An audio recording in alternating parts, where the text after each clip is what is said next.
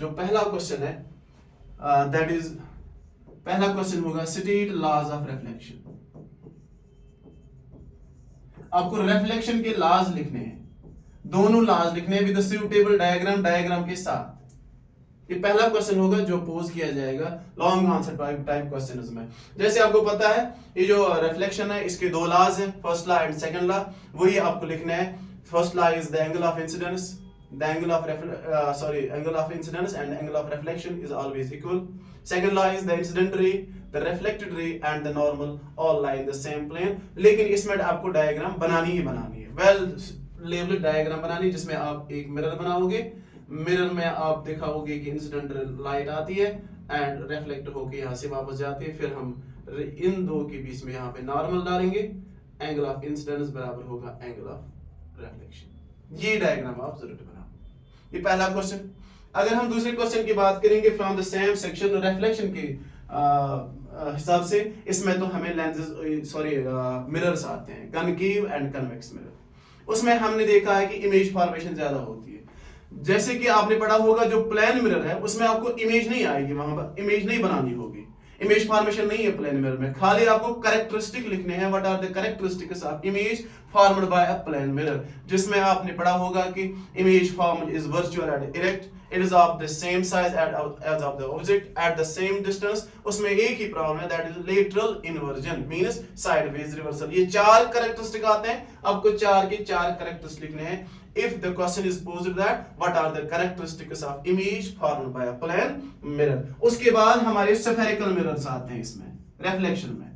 spherical mirrors में सबसे पहले क्या करना है आपको, हमें इमेज फॉर्मेशन देखनी है। मैं आपको बताऊं इसमें दो मिरर्स आते हैं, one is the concave and second one is the convex mirror. Convex mirror का आपको पता ही है, इसमें एक केस है when object is placed in front of convex mirror, वो तो है एक ही केस है, वो आएगा ही आएगा। लेकिन कनकेव की बात अगर करेंगे वो वास्ट है, इसमें हमने 6 केसेस पढ़े हैं। But the important case is when object is placed between principal focus and pole of the mirror. ये वाला जो केस है सबसे इंपॉर्टेंट है। ये इसका एक क्वेश्चन आपकी टेक्स्ट बुक पे है, एक्सरसाइज में है, शायद क्वेश्चन नंबर 13 है, वो आप क्वेश्चन देखोगे, इस पे न्यूमेरिकल भी आती है, न्यूमेरिकल भी है और साथ में आपको रे डायग्राम भी डालनी है। 5 मार्क्स की लिख लो, वो आएगी ही आएगी, क्योंकि ये वाला केस सबसे इंपॉर्टेंट केस है अगर हम रिफ्लेक्शन की बात करेंगे इन केस ऑफ स्फेरिकल मिरर्स। फिर मैंने बताया कन्वेक्स मिरर का, इसका एक ही केस है when object is placed in front of the mirror, convex mirror के आगे जब हम ऑब्जेक्ट रखते हैं। ये हो गई रिफ्लेक्शन की यहां तक बात। इसके बाद एक और क्वेश्चन है जो कि 3 मार्क्स क्वेश्चन पोज किया जा सकता है, what are the uses of these spherical mirror, that is concave and convex mirror. ये यहां तक हो गई। इसके बाद अगर हम देखेंगे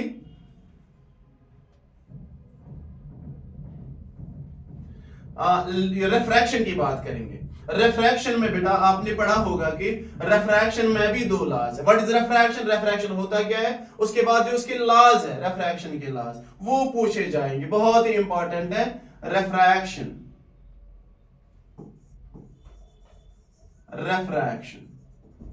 रिफ्रैक्शन में क्या पूछा जाएगा, लिख लो कि सेकंड लॉ ऑफ रिफ्रैक्शन पूछा ही जाएगा। सेकंड लॉ है क्या, सेकंड लॉ जो आपने पढ़ा होगा, sine of angle of incidence and sine of angle of refraction is always constant for a given pair of media. उसके लिए आपको एक्सप्रेशन भी लिखनी है, that sine i divided by sine of angle r is always constant. और इस constant का नाम आपको पता होगा, इट इज रिफ्रैक्टिव इंडेक्स। ये करना क्या है, हमें स्टेट करना, हमें लिखना है, कल को एग्जाम में होगा state second law of refraction. उसमें आपको एक तो लॉ लिखना है और लास्ट में एक्सप्रेशन देनी है कि how we calculate refractive index, sine of angle of incidence divided by sine of angle of refraction is always constant for a given pair of media. इसी कांस्टेंट को हम रिफ्रैक्टिव इंडेक्स बोलते हैं। और साथ में क्या होगा, आपकी टेक्स्ट बुक पे जो एक्सरसाइज है उसमें एक क्वेश्चन है रिफ्रैक्टिव इंडेक्स पे, न्यूमेरिकल एक है जो आपको डिराइव करनी होगी। ये रिफ्रैक्शन है। इसके बाद इस रिफ्रैक्शन में बेटा लेंसेज आते हैं, again concave and convex lens, concave lens और कन्वेक्स लेंस। इसमें करेंगे हम क्या, हमें करना क्या है, आपको पता है जो कन्वेक्स लेंस है इसके 6 केसेस है। इन 6 केस में सबसे इंपॉर्टेंट केस वो है when object is placed between focus and optical centre. ये वाला केस, ये केस आप रट लो कि ये एग्जाम में जरूर होगा। इसकी रे डायग्राम बनानी होगी, इसी पे न्यूमेरिकल भी होगी, आपकी टेक्स्ट बुक में न्यूमेरिकल दी गई है वो होगी। और कनकेव का एक ही केस है, वो इसका एक ही सिंगल केस है, वो इंपॉर्टेंट है, सिंगल केस है इसका।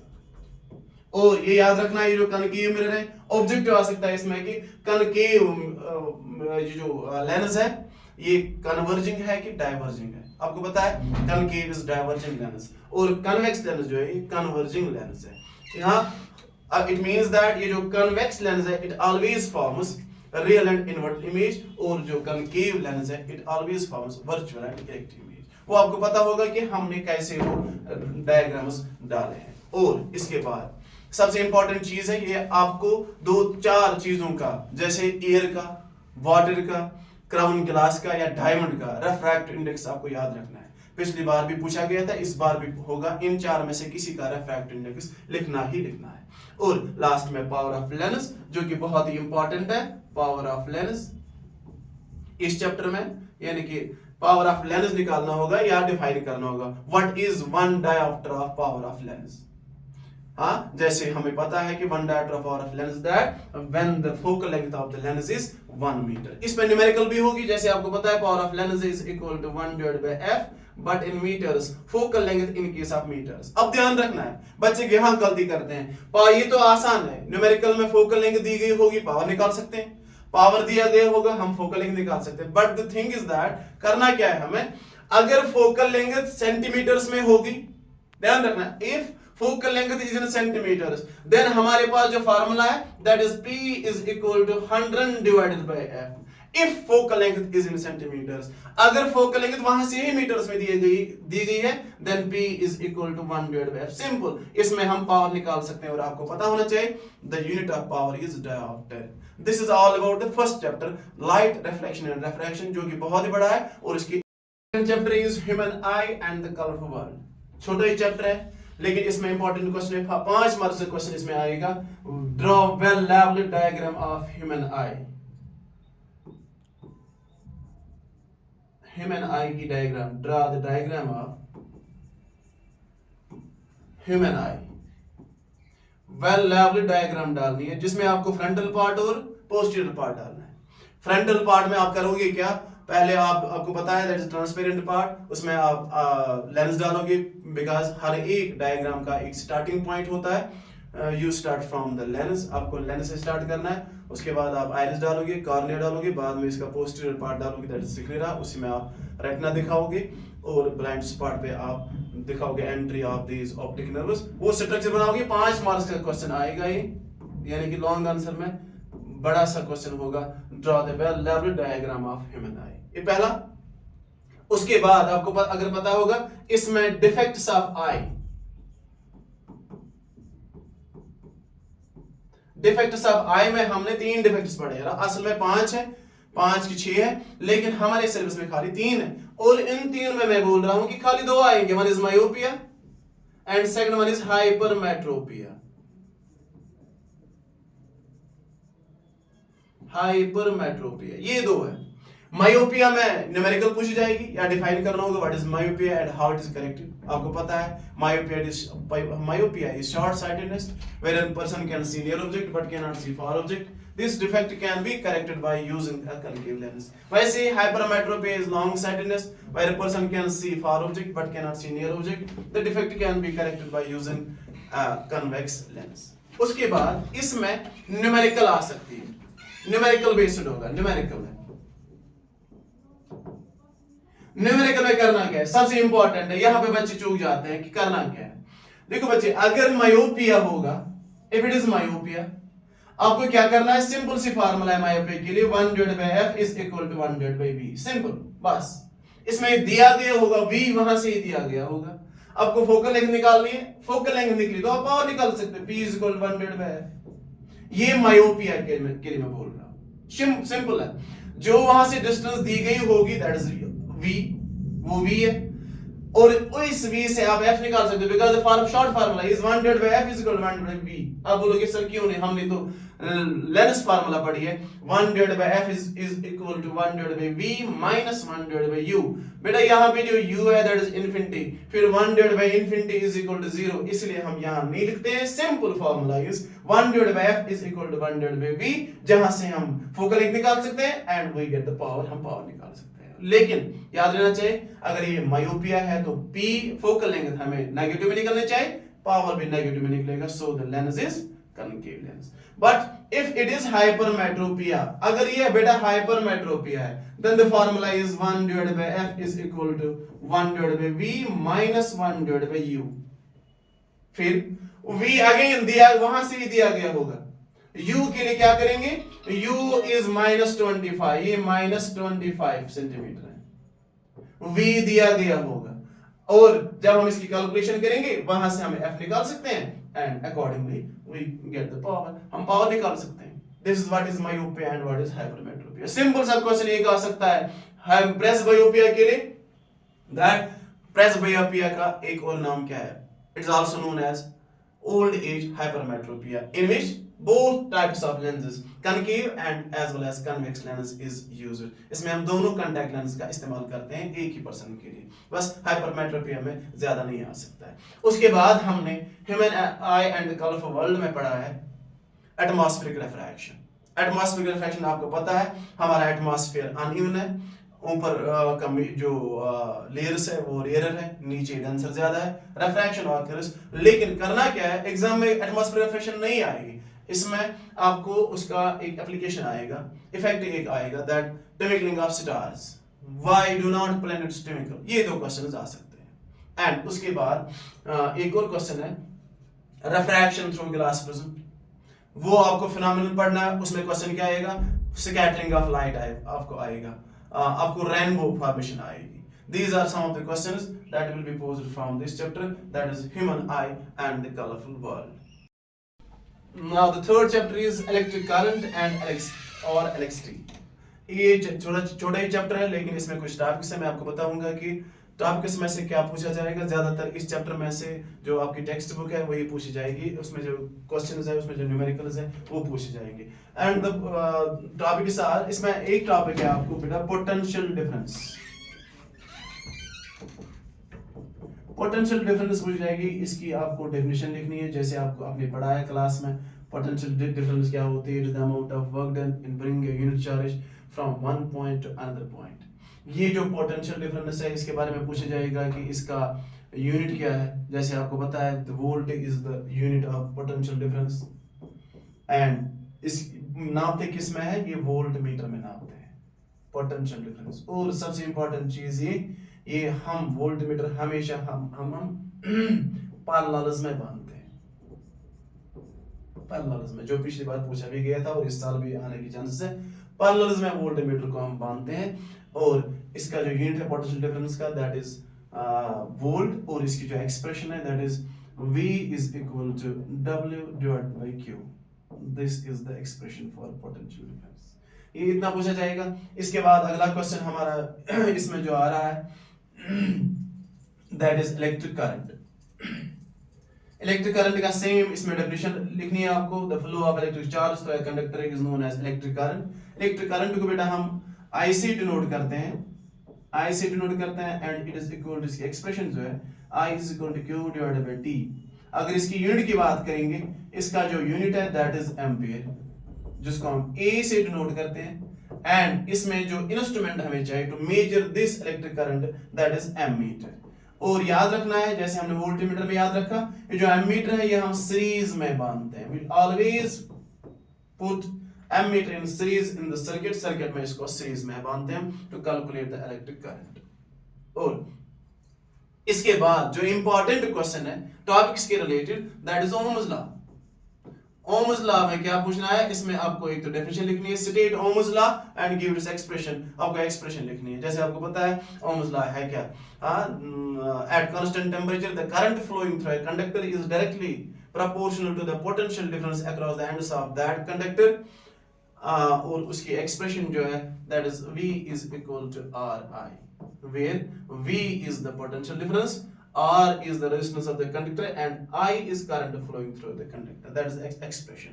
इस एक्सप्रेशन पे हमारी टेक्स्ट बुक में 2-3 क्वेश्चंस न्यूमेरिकल्स जो है वो डिराइव करनी है, जहां पे इन 3 वेरिएबल्स में से 1-2 वेरिएबल दिए गए हैं, एक निकालना होगा. This is the one more question. उसके बाद इसमें जो इंपॉर्टेंट क्वेश्चन है जो पूछा जाता है, चाहे 3 मार्क्स में आए या 2 मार्क्स में आए, उसमें करना क्या हमें इस रेजिस्टेंस के फैक्टर्स लिखने हैं. रेजिस्टेंस किन फैक्टर्स पे जो रेजिस्टेंस है इट डिपेंड्स. जैसे आपको पता है, आपने पढ़ा है resistance of the conductor it depends upon length of the conductor, it depends upon area of cross section, it depends upon temperature, it depends upon material of which the conductor is made.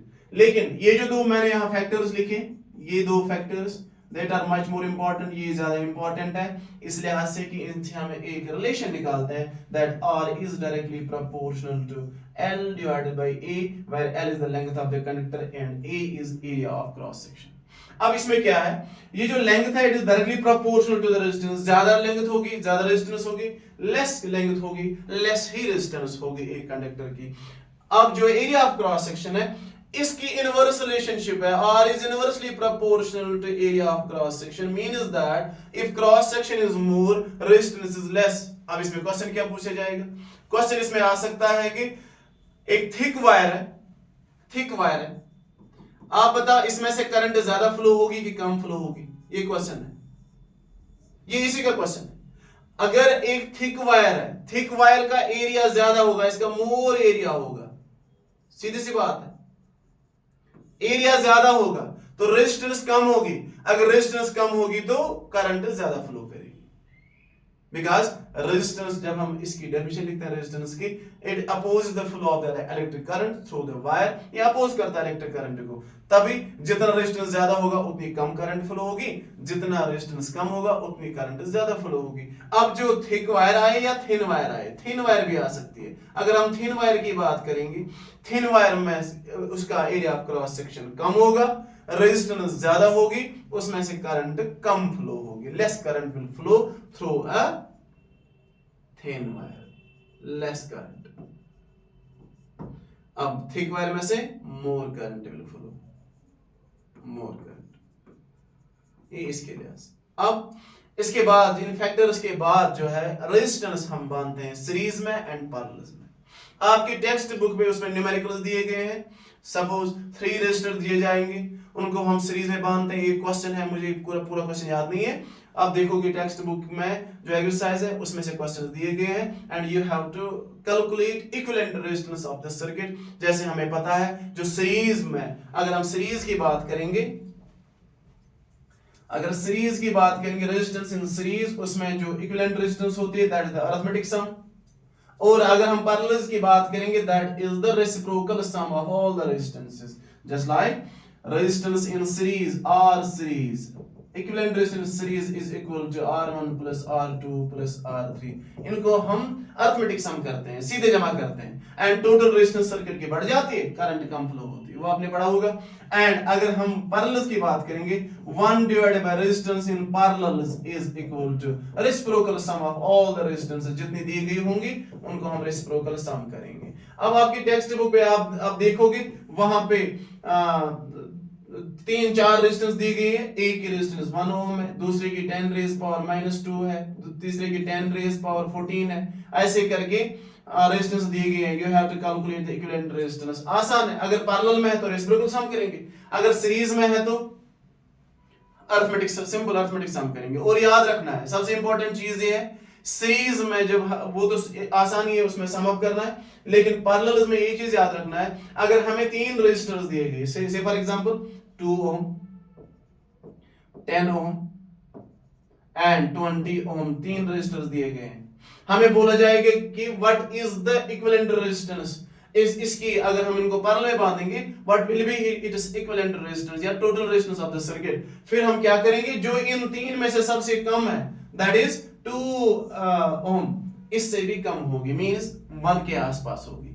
सो हमें यहाँ पे calculate करने की जरूरत नहीं है। अगर हमें ये एमसीक्यूज में आया, हम सीधे ही पॉइंट आउट कर सकते हैं कि इसकी कितनी निकल सकती है। ऑप्शंस दिए गए होंगे, we go through the options, हम देखेंगे ऑप्शन में 2 से कम कौन है, उस पे हम टिक मारेंगे, उसको हम करेक्ट करेंगे। ये हो गई रेजिस्टेंस की बात।